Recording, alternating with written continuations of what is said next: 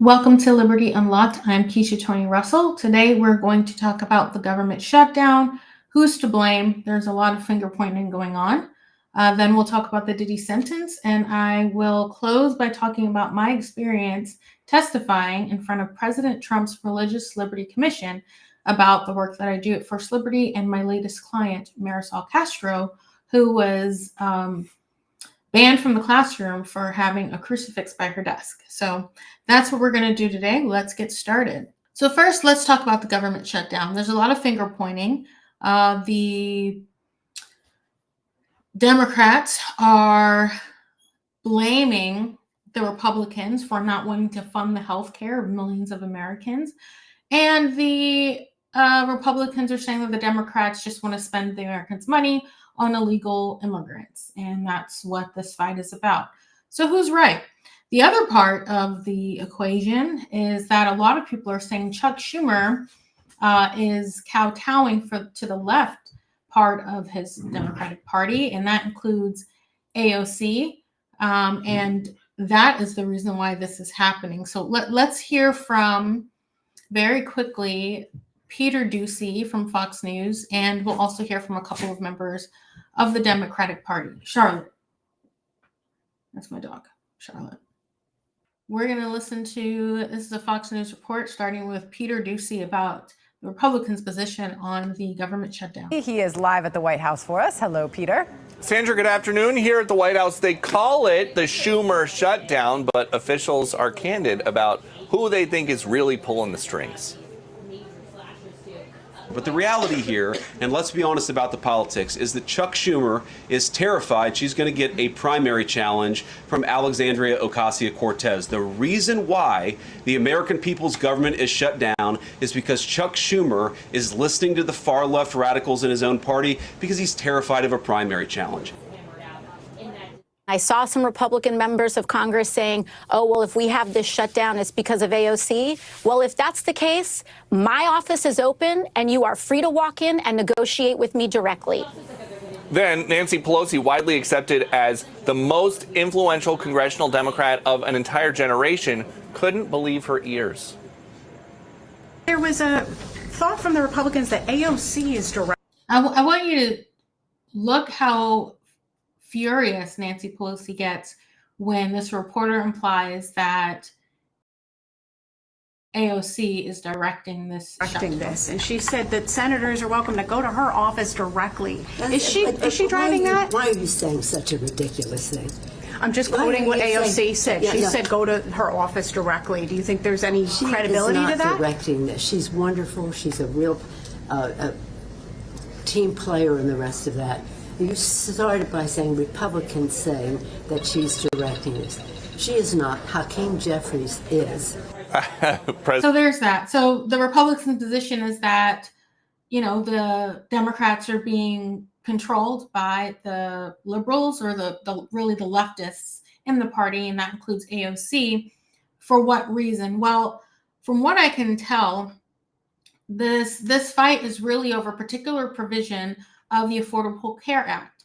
And that provision expired during COVID, and the Democrats pushed that provision through during COVID, and it was successful. And it was primarily because, obviously, you know, the country was going through what it was going through. And, you know, even some of the Republicans agreed we need to just kind of move this along.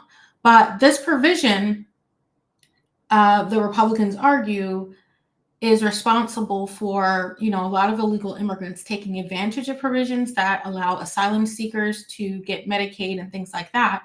And so the argument is that a lot of money that is provided to these programs is really going to fund illegal immigrants who are coming over and kind of taking advantage of the system. And you know, so that's the position. The Democrats are saying, well, number one, it's not just these illegal immigrants that are going to be impacted by this particular provision. There are millions of Americans who are on the Affordable Care Act, and some of the numbers I saw, some of the sort of numbers that indicate the impact of not, you know, continuing this particular provision of the ACA said that, I saw this on AP News, that the what do you call it? The premiums, the insurance premiums of millions of Americans who rely on ACA will double as a result of not pushing this through, which is a considerable situation. So I think a lot of Democrats are saying it's not just the immigrants who are going to be impacted by this. There are other people that are not illegal immigrants. Of course, none of them are really sort of bifurcating it because of their particular stance on immigration, but that's sort of what's going on here from what I've been able to tell so far. All right, so that is what is going on there, sort of at the more granular level. And so let's talk about why this is happening right now. So this particular spending bill is really just used to continue government funding for all these typical government programs that we're used to. Was the exact same bill that was passed in March that Democrats agreed to use or to agree to approve to fund the government. They are not doing this now because what's happening is it's not so much what's in this bill, it's what's not. And that is protection of this particular provision. And those protections run out at the end of the year. And so the Democrats are bringing this up now. And, you know, the Republicans say they're using this as to try to strong arm us into funding this, which we are not going to do. And when really they could bring this up later. They don't have to bring this up for a funding bill that is being used to continue the government. That's not the time for this kind of, I guess, clash, because the Democrats can fund this bill without, you know, asking for this particular provision. But this is when they're, you know, choosing to do it. Now that doesn't mean, you know, to me, this is just old-fashioned politics. I actually think this is something the Democrats probably feel like they have to do because they've lost a lot of support. And I think no matter how this goes, they're going to be able to paint themselves as the heroes. So for example, if the Republicans won't cave, which my guess is that they will not, then the Democrats can say, well, we had to give this up in order to make sure that all Americans are going to receive, you know, their funding because the Republicans don't care about healthcare, but we're going to continue to try to advance this before the end of the year when these protections run out. And so no matter what, they're going to, you know, look better. So this is actually, I think, really the best move for them right now because they've sort of lost so much ground in the culture and so many voters. And so maybe this is their way of trying to gain some of that support back. Let's listen to Chuck Schumer. When they say that undocumented immigrants are going to get this money, it's a lie, plain and simple. All right, so let's put up on the screen here. This is page 57 of the Democrats' continuing resolution that they're proposing. This is section 2141. It's in ledge speak, so you probably can't even begin to understand it. But basically what it calls for is a repeal of restrictions in the big, beautiful bill that limited federal health care dollars for people who are lawfully present in the United States but don't. But, you know, this is why, you know, laws and policy is so difficult for the average person because it's just written for lawyers. So anyway. Don't have legal status. So if this was revoked, as the Democrats wanted to, it would give parolees, like hundreds of thousands of people admitted under the CHNV program or the CBP One app, access to health care. It would also restore full Medicaid funding for illegal migrants, illegal aliens who visit the emergency room. So do they want to give health care to illegal aliens or not? For something that the Congress didn't vote for. Congress didn't pass that stuff for a reason back in July, and trying to use this now at this point. I mean, if they want these policies. That little clock next to him is the White House website. There's a clock that is going on right now, and it's sort of calculating the time of the government shutdown. So that's what that clock means. Then introduce a bill in Congress and see if it passes. But don't hold America hostage right now. So that's what's going on right now, that with the government shutdown. I'll leave it to you to decide who you side with. I will say the one thing that is probably not good for the Republicans is that there were a couple of polls that came out recently, and almost all of them said that they wanted the Republicans to give in to this because they would prefer to provide these to approve these provisions and provide these subsidies to Americans to pay these premiums rather than continuing the government shutdown. But, I think I also heard some of the Republicans say, well, the polls also said that, Hillary Clinton was going to win and Kamala Harris was going to win. So why should we listen to them? Which is a fair point. So we will see what happens with that. I just think it's important that you guys understand a little bit more of the nitty gritty of what's going on there. And that is really just a surface level explanation. There's a whole lot more that I could say, but I will leave it to you all to do the rest of the studying on that. All right. So now we're going to get to Diddy. All right. So I've been following this trial for pretty much the entire time. The best podcast on this particular issue is definitely Law and Crime, particularly Sidebar, but Law and Crime covers a lot of high-profile cases, and they do it very well. So I would encourage, if you want to know more about the evidence in this case, or really any other, to look at that podcast. But today, the judge sentenced Diddy to 50 months in prison, so just a little over 4 years, for his 2 convictions of violating the Mann Act, which is really just another name for the pimping and pandering statute. There's really no question that Diddy violated the pimping and pandering statute. I mean, the evidence was really overwhelming. I personally thought it was a little arrogant for his defense team to submit a motion to throw out those convictions because they were more than valid. But I'll also say something else. I respect the jury's verdict, but I do think that Sean Diddy Combs did, in fact, traffic Cassandra Ventura.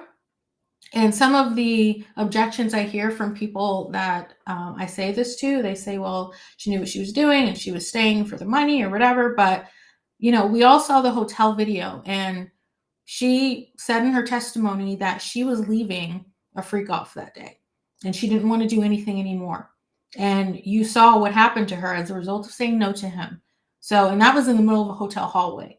So I'd like you to imagine what he did to this woman when she wasn't in a hallway and they were just behind closed doors.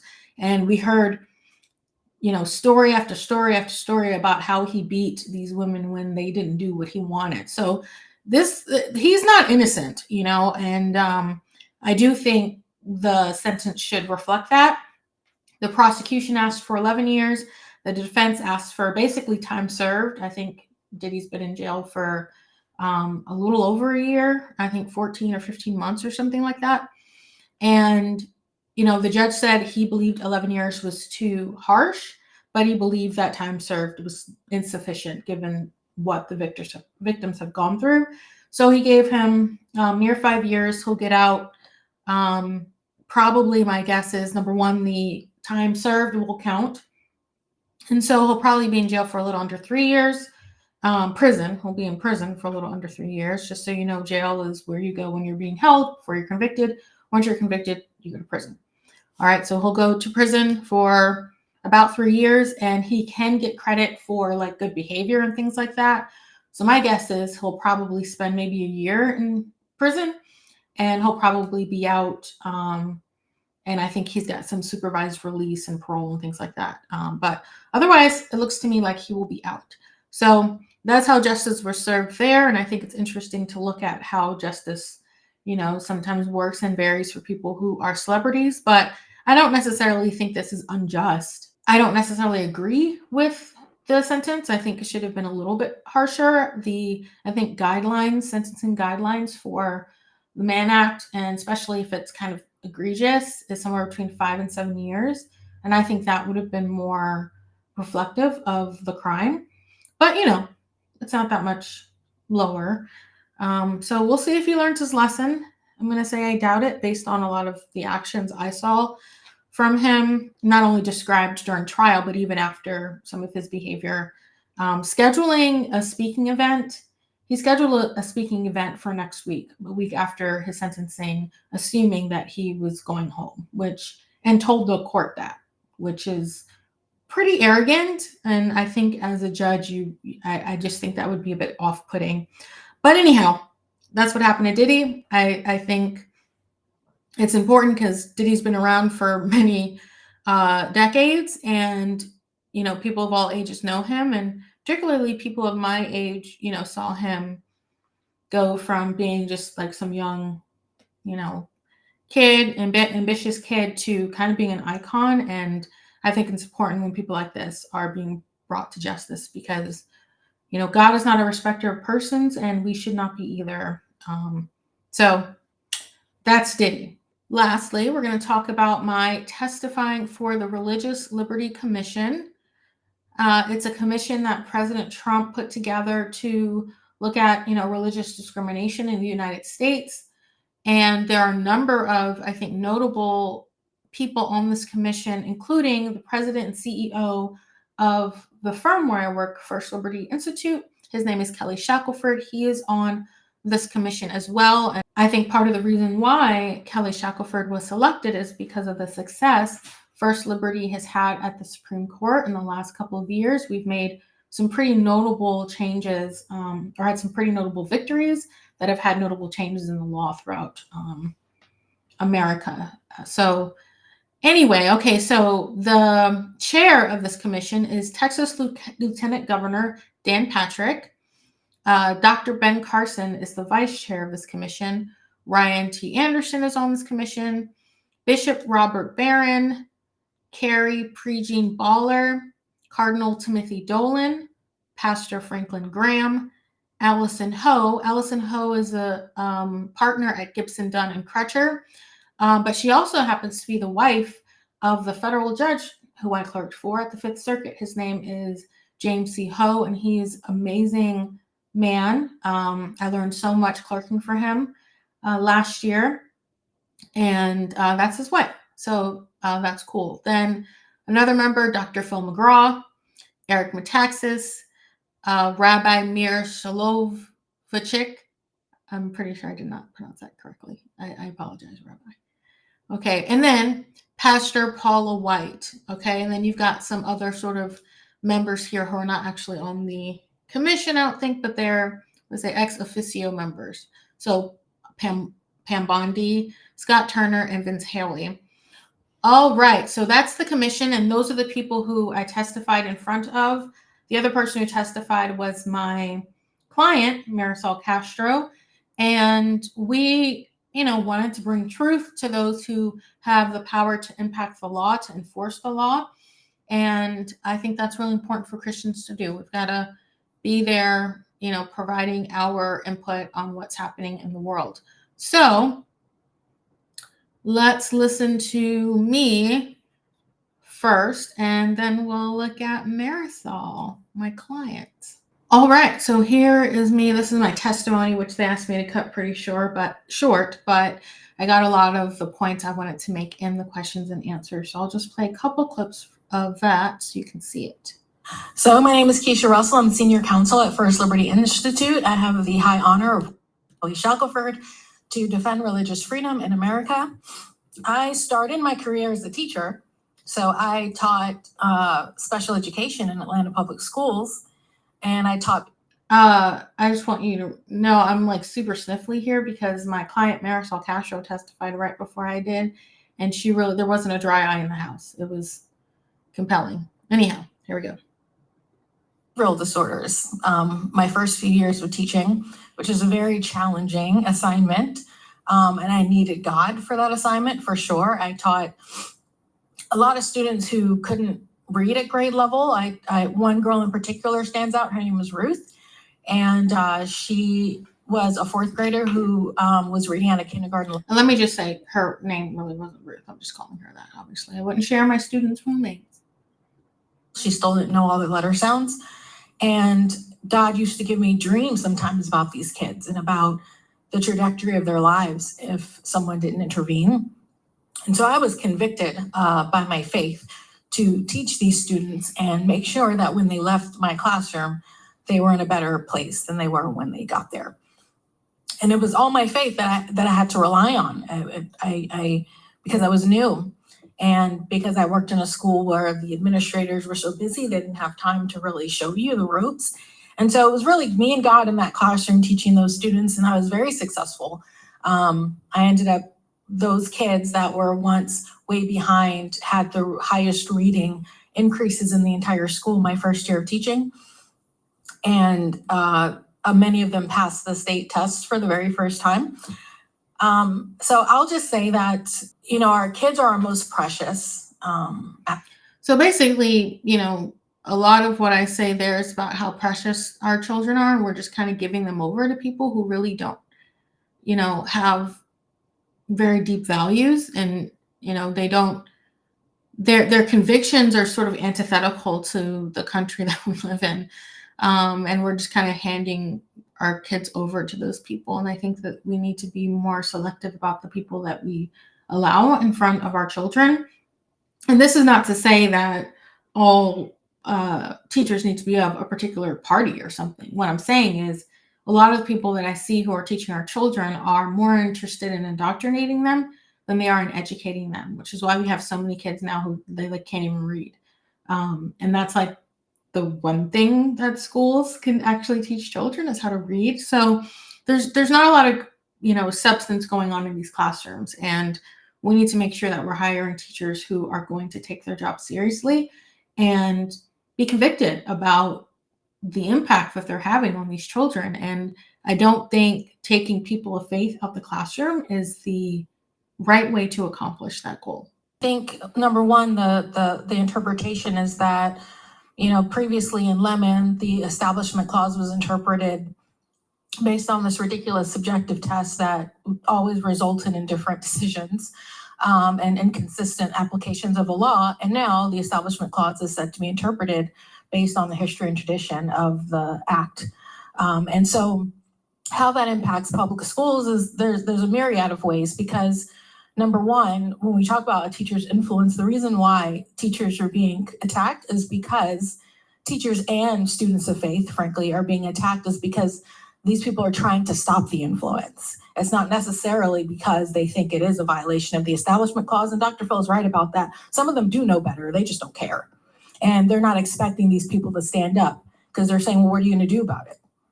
They're not expecting them to go get a lawyer. They're not expecting them to fight back. They're expecting them to want their job. And so they're expecting them to bow down to whatever these districts or the culture is telling them to do.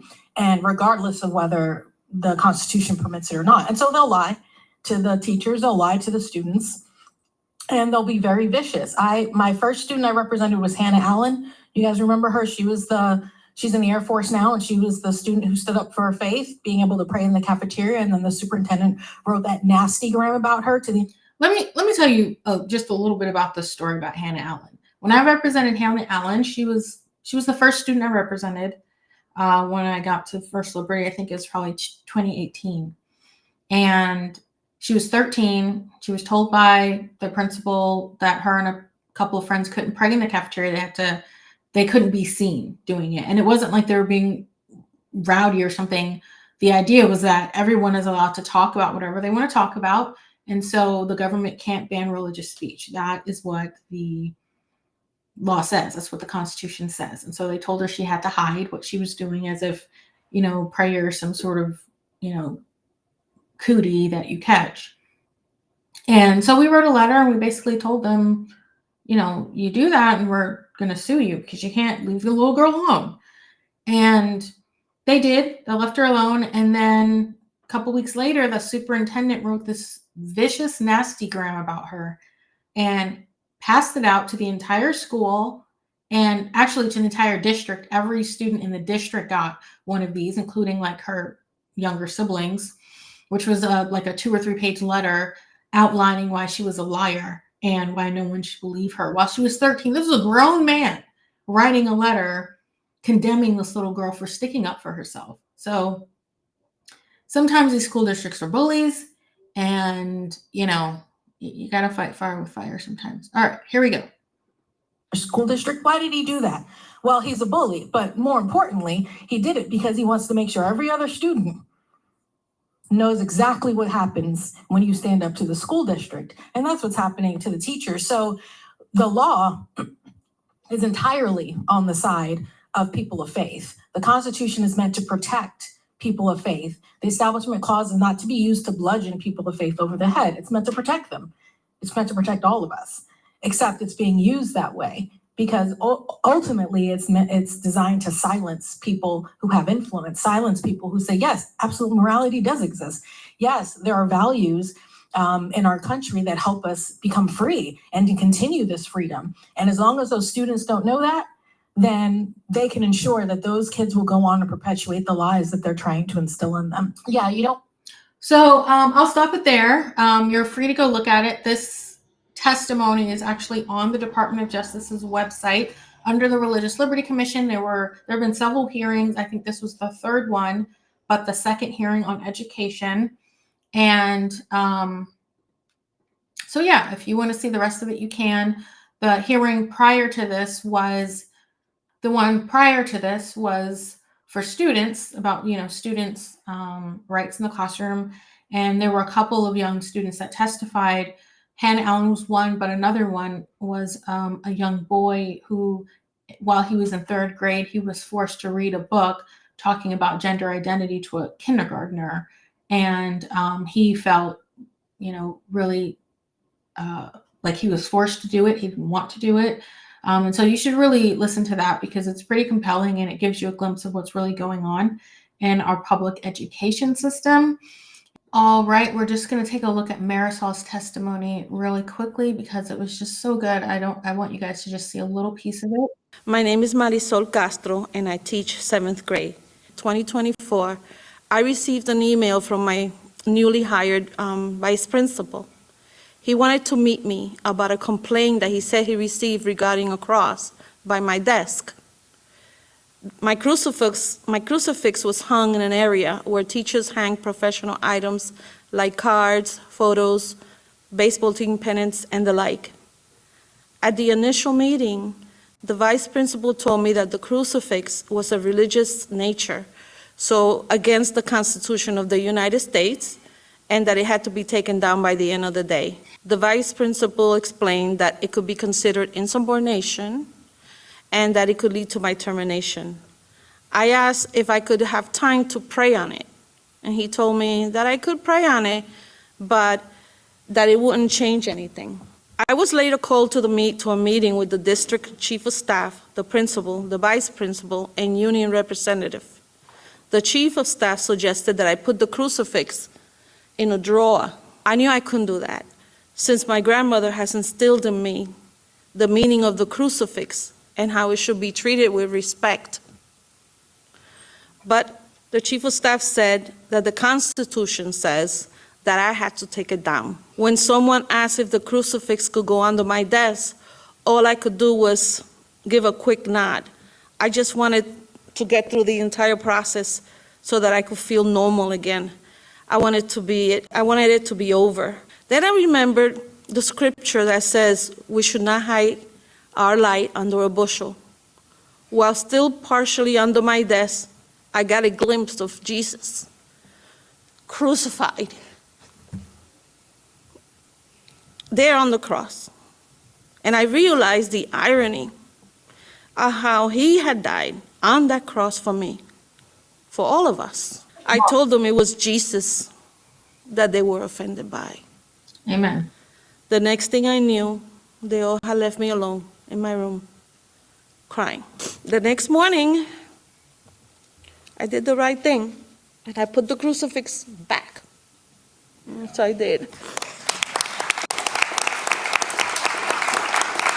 Since I sued the district, the officials had continued to treat me badly. They reassigned me to the administrative building, far from the students. They have lied about me in the media, and they are destroying the reputation that I spent 33 years building. And what happened to this woman is really sad. And it may seem like a small thing. I've had people come up to me, why do you do these little cases, right? That's kind of how they make it seem. These little, cross and the parking space for Sabrina Steffens, which I mentioned in my previous episode.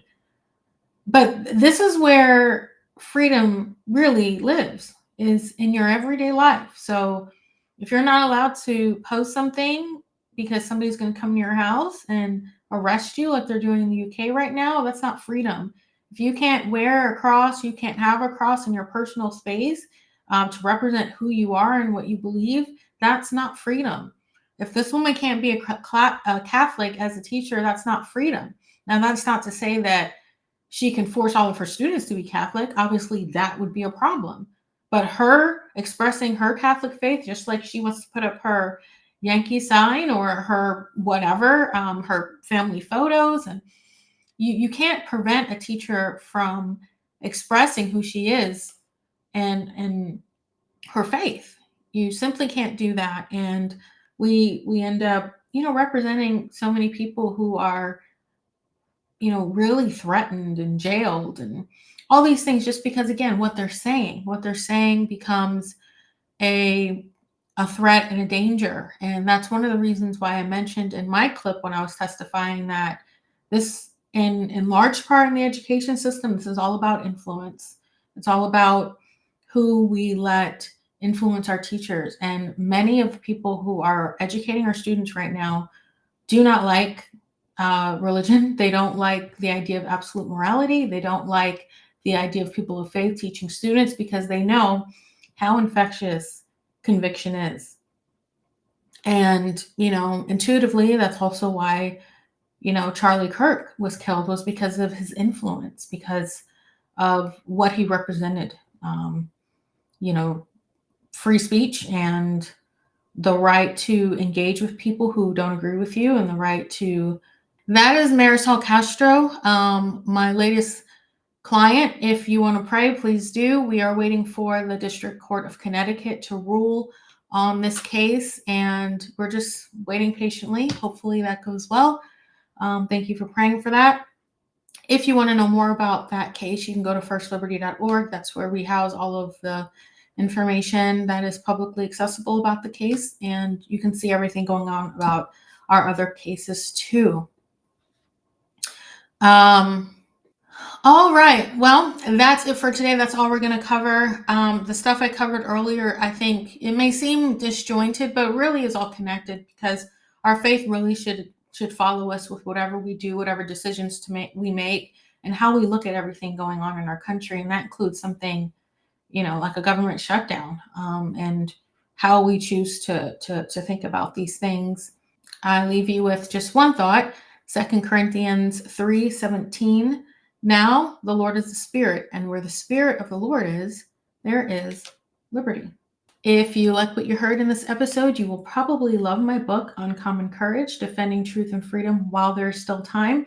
I recommend going and get that audiobook right now because I recorded it in my own voice. It's available at Apple Books or Audible.